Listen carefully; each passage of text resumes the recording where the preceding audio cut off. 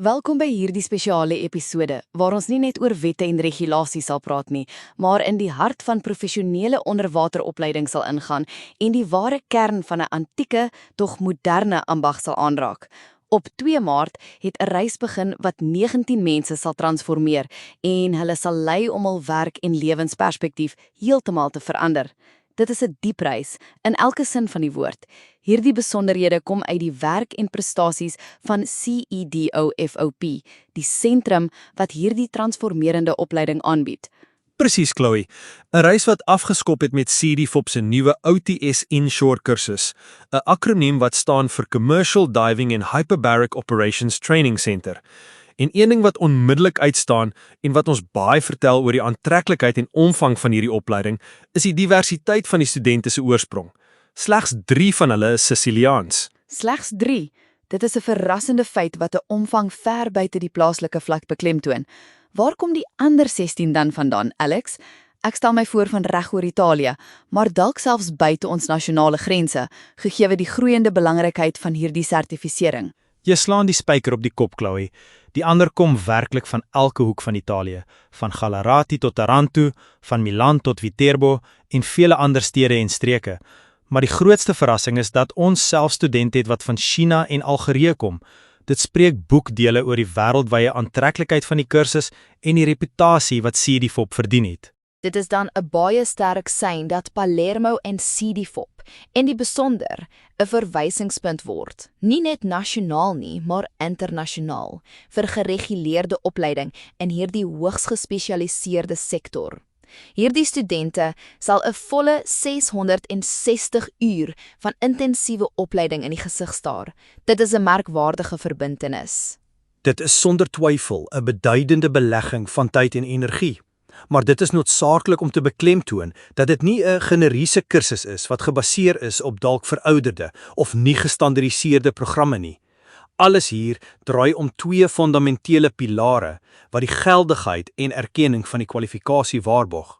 En hierdie pilare is die nuwe Siciliaanse assessoriese dekreet en die internasionale IDSA standaarde, die International Diving Schools Association, korrek?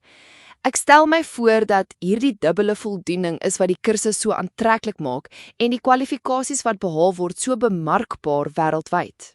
Absoluut. En hier moet ons baie presies wees, want in die onderwaterwêreld is die duidelikheid van kwalifikasies sinoniem met veiligheid, beide vir die operateurs en vir die maatskappye wat hulle in diens neem. Die inshore vlak wat hulle behaal, wat die beginpunt van die professionele loopbaan is die noukeurige kombinasie van 2 spesifieke modules wat goed gedefinieer is deur IDSA standaarde. Kan jy die samestelling van hierdie inshore vlak beter verduidelik? Wat is die 2 IDSA modules waaruit dit bestaan en waarvoor presies kwalifiseer dit jou in terme van tegnieke en diepte? Dit is belangrik om die operasionele basis van hierdie toekomstige professionele te verstaan. Natuurlik. Dit is IDSA vlak 1, wat handel oor oopbaan scuba duik, in tegniese jargon SCBA, of Self-Contained Underwater Breathing Apparatus. Dit is die eerste fundamentele stap. Dan het ons IDSA vlak 2, wat fokus op oppervlakgevoerde duik, die sogenaamde Surface Supplied. Hierdie 2 modules saam vorm die professioneel dat gekwalifiseer is om in 'n dieptereeks van 0 tot 30 meter te werk. So inshore is die operasionele basis wat duike binne 30 meter dek, beide met SIBBA en met oppervlak toevoer.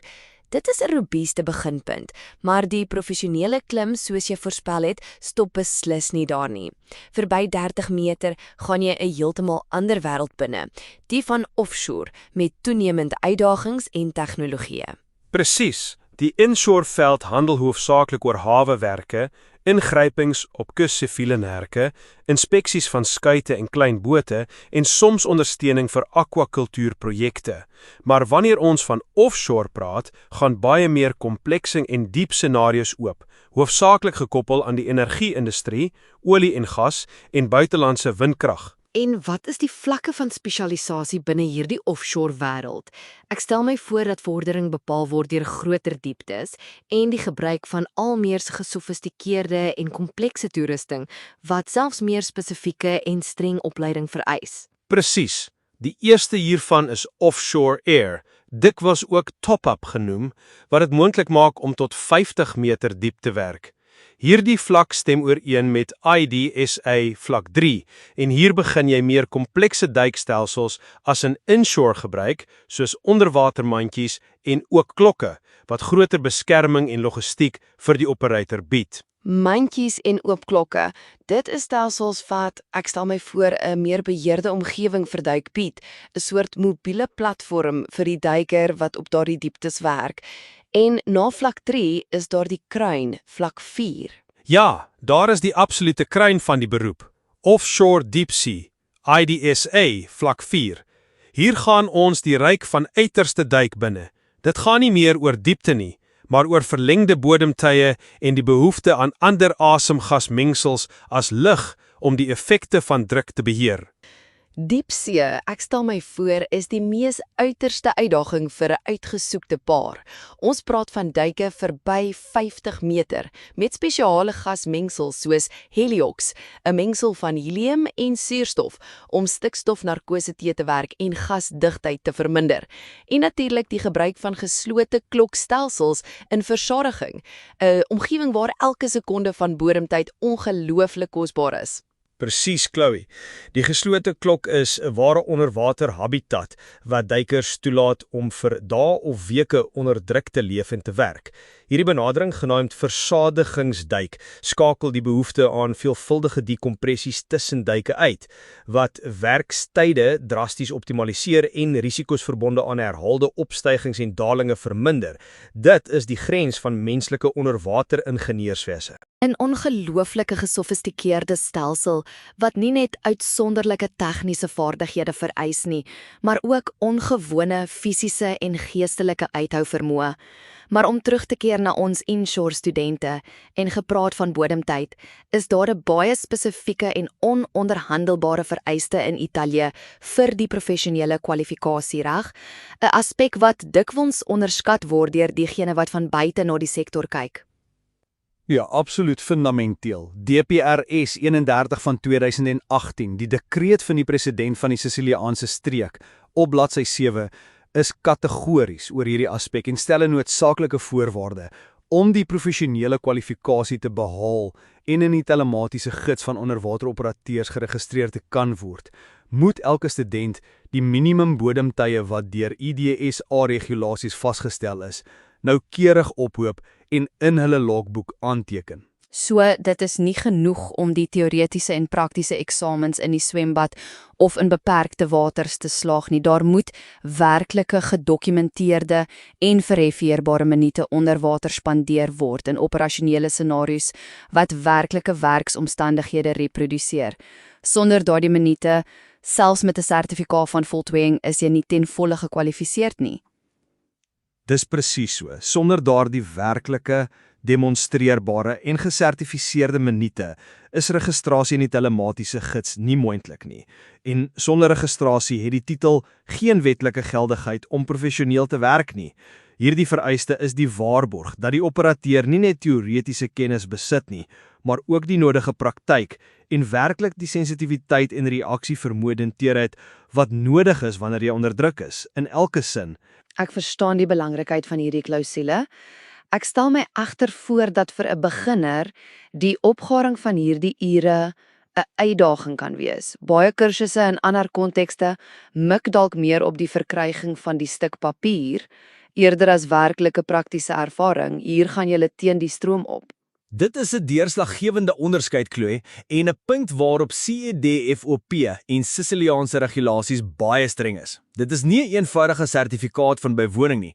Dit is 'n sertifisering van bevoegdheid, en bevoegdheid in hierdie ambag word grootliks gemeet aan tyd wat in die water spandeer word, waar werklike situasies in die gesig gestaar word, toerusting bestuur word en probleme opgelos word. Dit is 'n filosofie wat veiligheid en operasionele doeltreffendheid prioritiseer.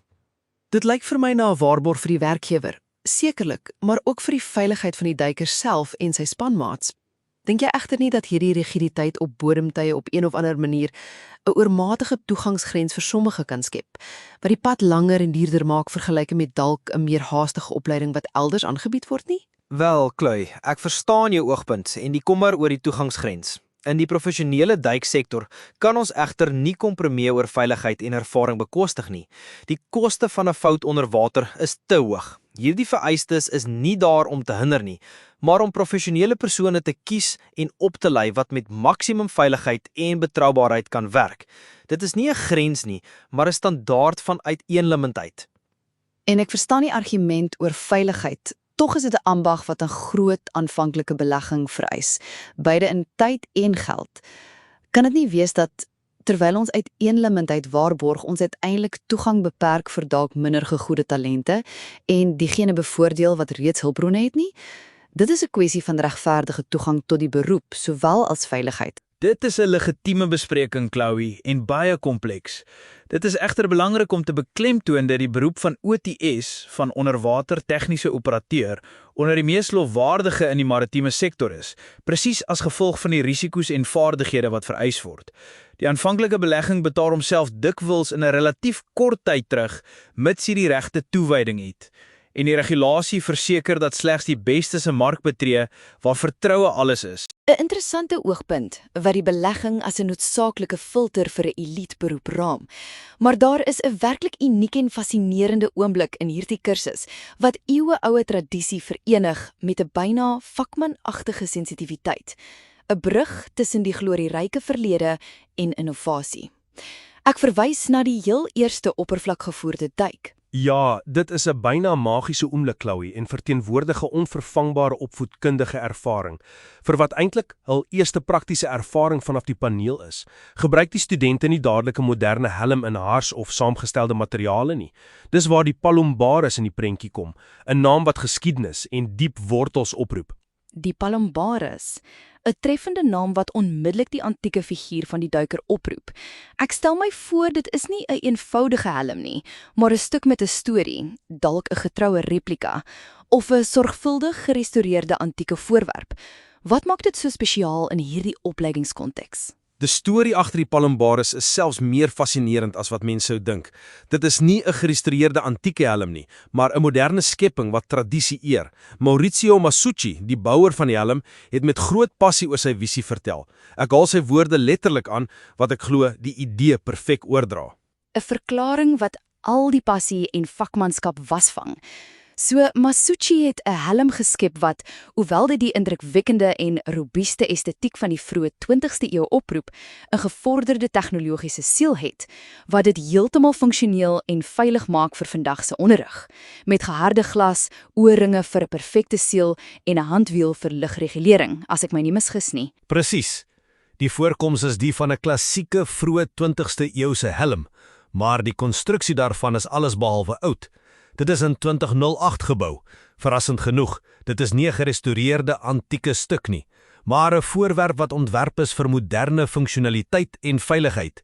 Dit maak dit selfs meer betekenisvol, want dit demonstreer hoe respek vir tradisie kan saamleef met die kontemporêre behoeftes van 'n nuwerwetse opleidingsentrum. Van 2008 tot vandag het CEDIFOP dit gebruik vir 'n baie spesifieke opvoedkundige rede. Om studente respiratoriese sensitiwiteit te leer, kan jy uitbrei oor hoekom 'n tradisionele helm so effektief is vir hierdie doel, dalk meer as 'n moderne harshelm in 'n era van hoë tegnologie. Natuurlik. Die tradisionele metaalhelm met sy interne volume en die opset van die asemhalingsstelsel bied 'n effens ander weerstand teen lugvloei vergeleke met moderne helms. Dit dwing die student om 'n groter bewustheid van hul eie asemhalingsaksie te ontwikkel, om die lug wat in en uitgaan te voel, om hul asem in 'n meer beheerde, maar ook 'n meer fisiese omgewing te bestuur. Dit is 'n les in onderwater propriosepsie. So dit is 'n fundamentele oefening om die fondasies te bou vir wat 'n meer komplekse bestuur van gasse en diepte sal wees.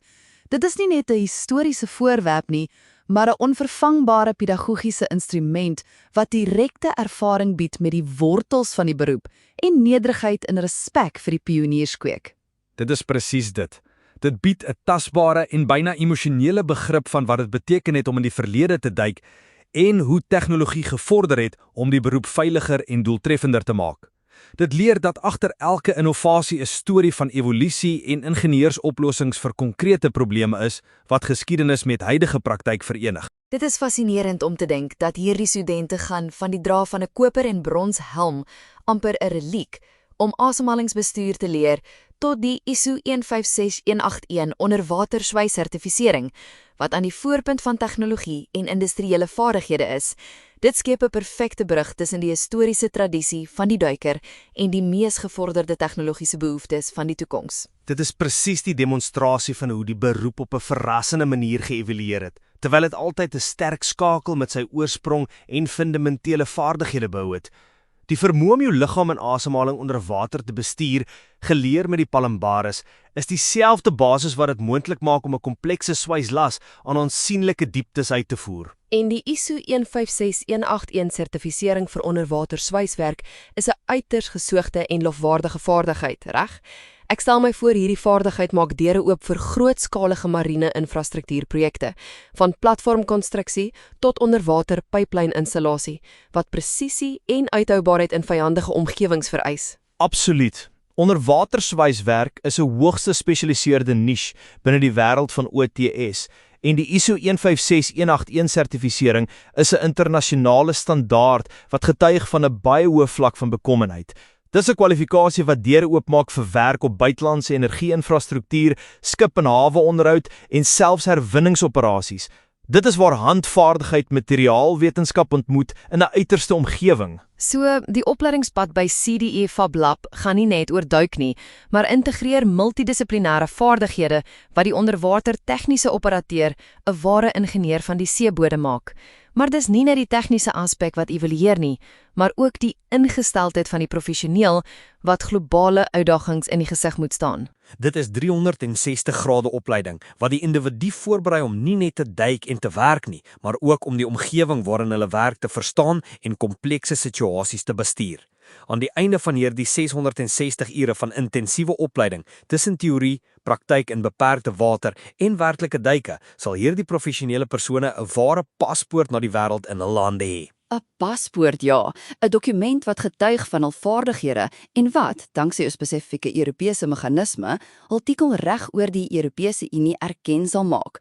Ons praat van die Europass Certificate Supplement, korrek? Dit is 'n waarborg van ongekende professionele mobiliteit. Presies. Die Europass Certificate Supplement is 'n deurslaggewende komponent wat die titel wat behaal is vertaal in 'n gestandaardiseerde en verstaanbare formaat in alle EU-lande. Hulle sal nie meer soos mens met 'n bietjie van 'n ou tydse uitdrukking sê, gevangenes van die hawe of van plaaslike regulasies wees nie, maar ware globale professionele persone met die vryheid om werksgeleenthede enige plek in Europa te soek. En dit is 'n enorme voordeel in 'n sektor waar projekte dikwels internasionaal is en spanne met sertifisering op 'n transnasionale vlak vereis. Maar Alex, ek wil 'n bietjie druk op hierdie punt. Is die Europass werklik so universeel aanvaar sonder wrywing? Is daar nie nog bureaukrasie of plaaslike weerstand wat hierdie mobiliteit minder maklik kan maak nie, ten spyte van die Europese riglyn? Dit is 'n uitstekende vraag, Chloe, en dit gaan na die hart van die kwessie van professionele mobiliteit. Alhoewel die Europass Certificate Supplement 'n buitengewoon doeltreffende instrument is en 'n enorme stap na standaardisering, is dit waar dat volle aanvaarding effens kan verskil. In teorie skakel dit hindernisse uit, in die praktyk kan klein interpretasie-nuances of addisionele plaaslike vereistes na vore kom, maar dit is uitsonderings eerder as die reël. So, dit is nie 'n absolute blanko check nie, maar steeds 'n baie kragtige fasiliteerder. Kom ons sê die riglyn is daar, die formele erkenning ook, maar die werklikheid op die grond kan 'n paar klein groewighede bied. Dit verander nie die feit dat om 'n verstaanbare en gesertifiseerde titel op Europese vlak te hê 'n onskatbare voordeel is vergelyke met 'n suiwer nasionale titel nie. Presies. Dit is 'n groot fasiliteerder. Dit gee die professionele persoon onderhandelingsmag en onmiddellike geloofwaardigheid wat 'n eenvoudige nasionale sertifikaat wat dalk onbekend is in die buiteland nooit sou kon bied nie. Die meeste groot internasionale maatskappye werk in 'n Europese konteks en waardeer die duidelikheid en standaardisering wat Europass waarborg enorm. Dit oorkom die aanvanklike taalkundige en regulatoriese struikelblok. So Europass skakel nie elke moontlike haakplek uit nie, maar skep 'n soliede raamwerk wat maatskappye erken en waardeer. Dit projekteer hierdie OTS eens na 'n toekoms waar loopbaangeleenthede nie meer beperk is nie, maar oor see en kontinente strek. Absoluut ja. Van die dieptes van China tot Gallarate, groot onderwaterwerke, instandhouding van energie-infrastruktuur of soektog en herwinning praat vandag net een taal, die van gesertifiseerde en internasionaal erkende bevoegdheid. En CEDIFOP met sy streng benadering dra by tot die opleiding van hierdie ambassadeurs van Italiaanse bevoegdheid in die wêreld. Dis 'n pragtige beeld, die van ambassadeurs van Italiaanse bevoegdheid. Ek sou graag kortliks 'n aspek wou verken wat ons slegs in die verbygaan aangeraak het, verband hou met veiligheid en regulering. Ons het gepraat oor DPRS 31 van 2018. Wat presies is die rol daarvan en hoekom is dit so belangrik dat dit 'n streeksdekreet is, nie 'n staatsdekreet nie? DPRS 31 van 2018 is die dekreet van die president van die Siciliaanse streek. Die belangrikheid daarvan is tweeledig. Eerstens is dit die regulasie wat in Sicilië spesifiek die opleiding en beoefening van die beroep van onderwatertegniese operateur beheer deur IDSA internasionale standaarde in die streeksregulatoriese konteks te integreer en operasioneel te maak. Dit waarborg 'n duidelike wettelike raamwerk vir opleiding en aktiwiteit. En het die feit dat dit 'n streeksdekreet is eerder as 'n staatsdekreet enige spesifieke implikasies? Skep dit nie regulatoriese fragmentasie nie, in ag genomende dat ons praat van 'n beroep wat, soos ons gesien het, al hoe meer globaal en mobiel is. Ek het twyfel oor die konsistentheid van die stelsel. Dit is 'n geldige kritiek, Louis. Om streekse regulasies te hê, kan in teorie tot fragmentasie lei. In die geval van Sicilië het die streek spesifieke en byna eksklusiewe bevoegdheid in professionele opleiding kragtens sy spesiale statuut. Dus, eerder as om wanorde te skep, het hierdie DPRS 'n regulatoriese leemte gevul wat andersins die sektor sonder duidelike regulering in die Siciliaanse gebied sou gelaat het. So in hierdie spesifieke geval is die streeksdekreet 'n pragmatiese oplossing vir 'n regulatoriese leemte eerder as 'n faktor van fragmentasie. Dit gee sekere verwysing aan skole soos CEDIFOP en dan toekomstige OTS'e. Maar beteken dit ook dat daar buite Sicilië klein verskille in interpretasies of vereistes kan wees? Of stryk Europass hierdie verskille op kontinentale vlak uit? Europass stryk verskille op kontinentale vlak uit, wat die erkenning van die titel en geassosieerde vaardighede betref. Maar die streeksregulasie beheer die lewering van opleiding en interne vereistes vir die verkryging van daardie titel in daardie spesifieke streek. Dus, terwyl 'n OTS wat in Sicilië opgelei is, 'n titel sal hê wat in die EU erken word, danksy Europass, kon die opleidingsvereistes effens anders gewees het as die van 'n kursus wat, sê maar, in 'n ander Italiaanse streek gehou is, as dit sy eie spesifieke regulasie gehad het. Dis 'n subtiele maar belangrike onderskeid. Opleiding volg streeksreëls, maar die finale sertifikaat het breë geldigheid. Dit lei ons om na te dink oor die toekoms van hierdie beroep. Wat is die volgende uitdagings vir 'n OTS sodra die inshore kwalifikasie behaal is? Die uitdagings is veelvuldig en stimulerend. Sodra die inshore kwalifikasie behaal is die eerste stap om te begin werk en praktiese ervaring in die toegelate dieptereeks op te bou. Baie vind werk in hawewerke, instandhouding van onderwaterpyplyne, skipinspeksies. Hierdie ervaring is deurslaggewend vir die versterking van die aangeleerde vaardighede. En na die konsolidering van die inshore ervaring, stel ek my voor die natuurlike progressie is na die offshore vlakke, wat ons beskryf het om toegang te verkry tot meer komplekse en lofwaardige werke, wat verdere spesialisering vereis. Presies. Offshore Air, IDSA vlak 3, is die volgende stap vir baie, wat dit moontlik maak om tot 50 meter te werk. Dan, vir die mees ambisieuses, is daar vlak 4, die Deep Sea, wat die deure oopmaak na die wêreld van versadigingsduik en gasmengsels, wat die kruin van die loopbaan is, en jare se ervaring en uitsonderlike psigofisiese voorbereiding vereis. Dit vereis konstante toewyding aan opleiding en opdatering. Dit is nie 'n beroep waar mens tevrede kan wees met die eerste titel nie. Leer is 'n deurlopende proses, veral met die evolusie van tegnologieë en veiligheidsregulasies. Absoluut. Die professionele onderwaterwêreld ontwikkel voortdurend. Nuwe tegnologieë vir verkenning, vir konstruksiewerke, vir robotiese inspeksie. Al hierdie vereis dat die professionele persoon altyd op date moet wees, nie net oor hul eie duiktegnieke nie, maar ook oor toerusting en veiligheidsprotokolle. Dit is 'n sektor wat nie stagnasie vergewe nie. Dit is 'n deurslagtende aspek. Opleiding by CDFOP bied dus nie net 'n beginpunt nie, maar lê die fondasies vir 'n ingesteldheid van deurlopende leer en aanpassing. 'n Bietjie soos die Belimberus wat, ten spyte daarvan dat dit 'n herdenking is, 'n sensitiwiteit leer wat steeds aktueel is. Dis 'n perfekte analogie. Die Palmbares leer basiese bewusheid, die wortels van asemhaling onder water.